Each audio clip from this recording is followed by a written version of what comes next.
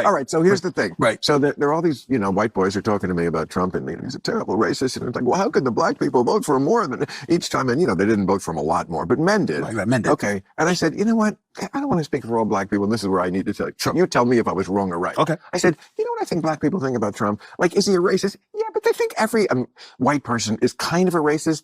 And do they think that white people behind closed doors talk like Trump? Yeah, he's just a crazy person. That last part right there. That last part right there. It's not that. It's not he that. Just says it out loud as black people.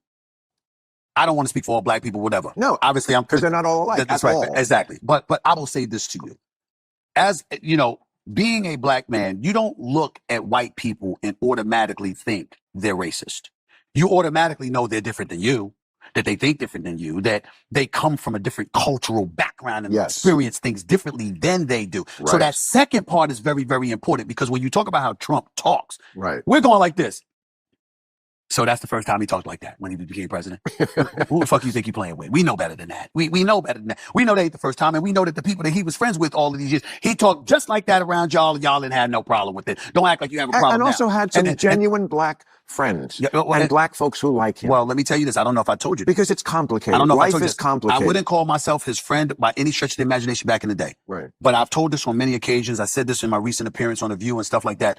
Trump and I were friendly. Right. Before he ran for president. Is he really in his heart, hateful? No, I think I've never. I don't think his motivation is, I don't like black people. I think his motivation is, everybody must love me. Thank you. And that's why, that's right there. What you just said, everybody must love me. It's his narcissism. It's not his racism. I have never called him a racist. I have never spoken about him that way. Ever. Not one time. Because I knew him before. He's in Holyfield. Right. And it's been years now. Is that because UFC? Combination of two. Number one, you can, and I love the fact that you made that analogy, because the kind of ass kicking that the Democrats just received is similar to a lot of that stuff. What do you think they should do about it? The Democrats? Yeah. How about listen, I like Wes Moore, governor of Maryland, but you have, to use your baseball analogy, you have no bullpen. Who is it? Trump's been the Republican nominee since 2016. Yeah. Okay. It is clear that that's who conservatives want in the White House. Okay. That's who they supported. They didn't give a damn about 34 indictments. They didn't give a damn about 2 impeachments. They didn't give a damn about all the legal issues and the lawfare that the Democrats engaged in. They said, Joe, that's who we want. This is the difference. And I said this to a lot of people, Bill. The conservatives said, we want that guy. That's who we want. And the voters decided who the Republican nominee is going to be.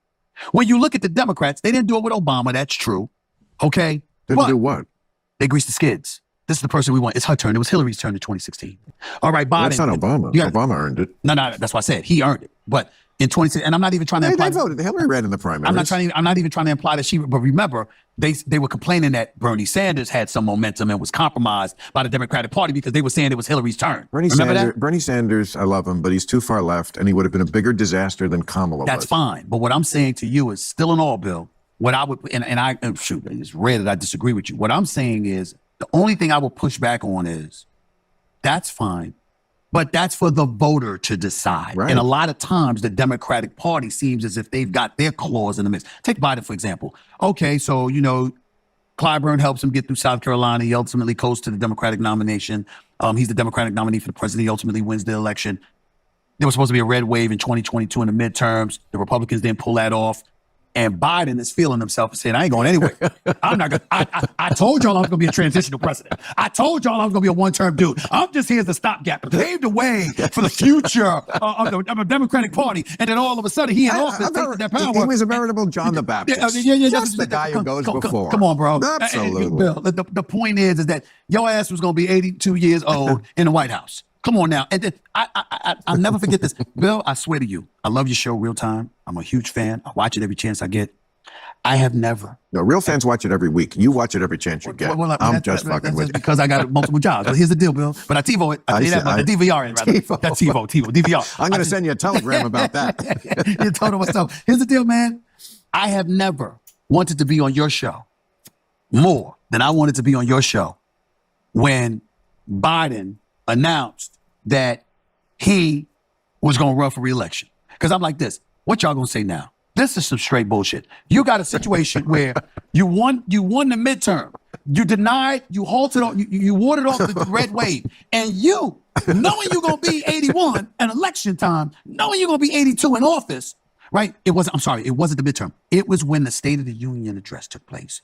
And I saw these people. Remember, the liberals, so what do you call yourself? Progressives. Yeah. Oh, so you're looking forward with a dude that's going to be 82 and would leave office when he's 86. Really, y'all? I'm sitting there like, you got to be shitting me. This is what you're talking about? And I'm like, I knew I wasn't voting for Trump. I knew that wasn't going to happen. But I was saying to myself, what are you thinking? What are you thinking? And then I looked at their bullpen. And they had no one. They had no one. They had no one that could compete with Donald Trump.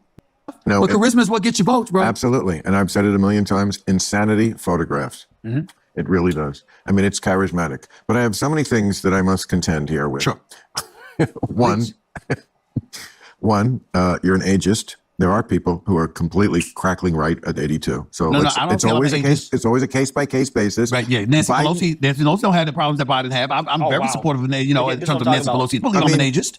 Nancy Pelosi has lost a step in public also, to be perfectly honest. But the job is never what you do in public. The job is done in the Oval Office. Okay. All you have to do is I never thought Biden couldn't do the job. The job is actually sitting in the Oval Office, making decisions. He's not crazy. He hasn't lost his mind. He's not senile. He just can't do the public part. He never could do it well. And add the age thing, and you're going to get things like, I killed Medicare, or whatever the fuck he said. By the way, Trump, no one has been harder on Trump or more against Trump, blah, blah, blah. I don't have to establish my credentials. But he does do things once in a while that either make me genuinely laugh or make me genuinely go, oh, that's good. Yes. Like when he said in that debate, he had a moment where he went, I don't know what he said. Exactly. And I don't think there. And I don't think he knows what he said. I mean, we crack it up. That's what people love about him. Yes. It's like he's crazy, but crazy people don't have the time to pretend about shit. That's why he can say shithole countries. You say and everybody, time. as if nobody else ever said shithole.